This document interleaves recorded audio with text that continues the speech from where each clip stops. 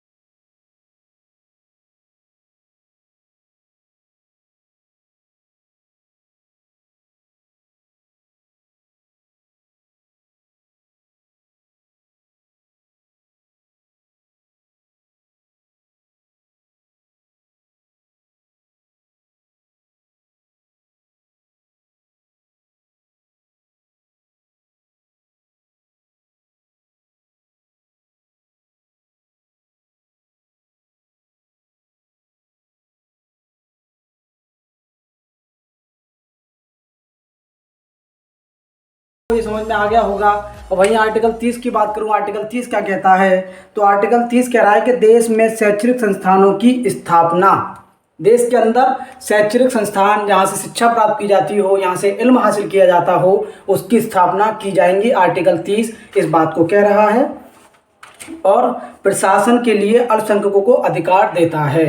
आपके प्रशासन के तहत भी अल्पसंख्यक जितने भी समुदाय हैं, मुस्लिम और ईसाई, सिख, जैन, बौद्ध, जितने भी अल्पसंख्यक समुदाय हैं, उनको जो है प्रशासन का भी हम जो है अनुमति देते हैं या उनको अधिकार देते हैं। क्लियर है बात? आर्टिकल 30 की बात करते हैं। आर्टिकल 30 कह रहा है देश में शैक्षणिक संस्थानों की स्थापना, देश में शैक्षणिक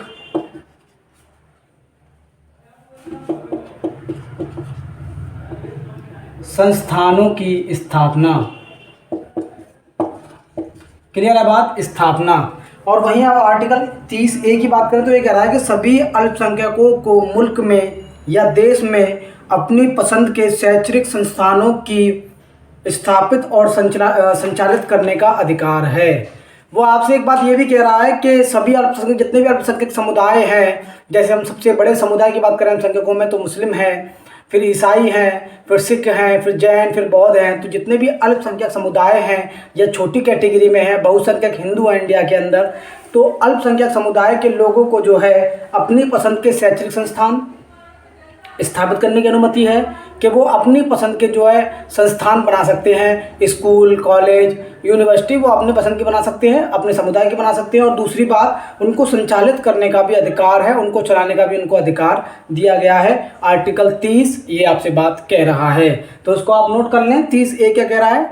सभी अल्पसंख्यकों को मुल्क में अपनी पसंद के शैक्षणिक संस्थानों को स्थापित और संचालित करने का अधिकार होगा।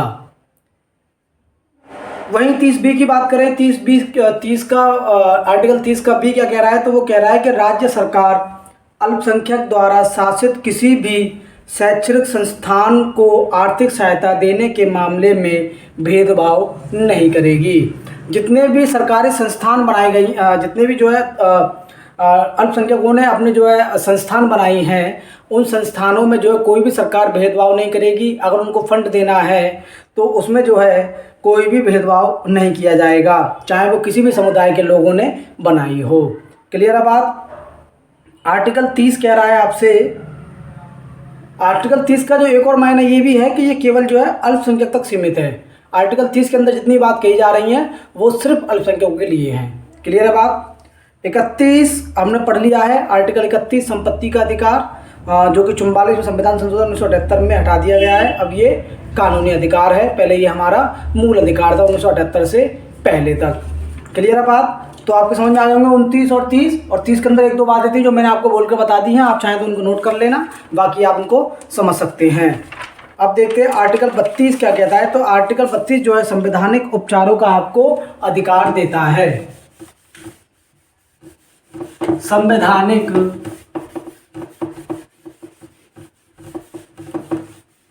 संवैधानिक उपचारों का अधिकार आपको आर्टिकल 32 देता है।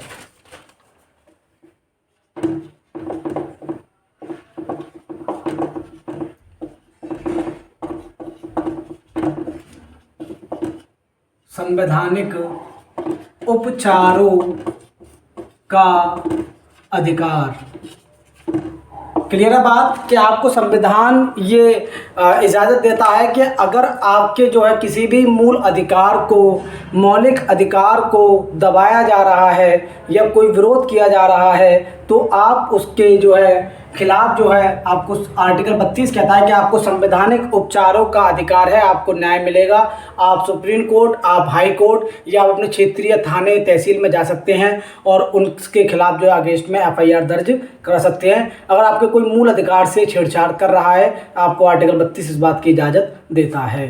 क्लियर है बात? इसके अंतर्गत कोई भी व्यक्ति मौलिक अधिकारों का उल्लंघन होने पर सुप्रीम कोर्ट जा सकता है। एक बात 32 के अंदर एक पॉइंट मान के लिख लें हम, तो उसको सुप्रीम कोर्ट जाने का अधिकार है।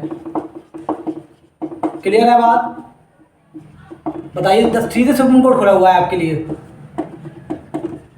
हम ये कह सकते हैं कि मान लो पहले ज़माने में क्या होता था, अगर मैं आगरा की बात करूं तो आगरा की ज़मीन पर जो है जहांगीर अपने टाइम पर जब राजा थे तो उन्होंने क्या किया कि सीधा जनता को अपनी समस्या बताने के लिए एक घंटी लगवाई और उसकी जंजीर जो है आवाम की तरफ कर दी, तो वो घंटी बजाकर न्याय मांग सकें या अपने फरियाद सीधा जो है जहांगीर को बता सके। तो ऐसे ही आपके साथ जो कोई विरोध किया गया है तो आप संवैधानिक उपचार में आपको अधिकार है कि आप सीधे सुप्रीम कोर्ट जा सकते हैं अगर आपके कोई मौलिक अधिकारों का उल्लंघन कर रहा है तो।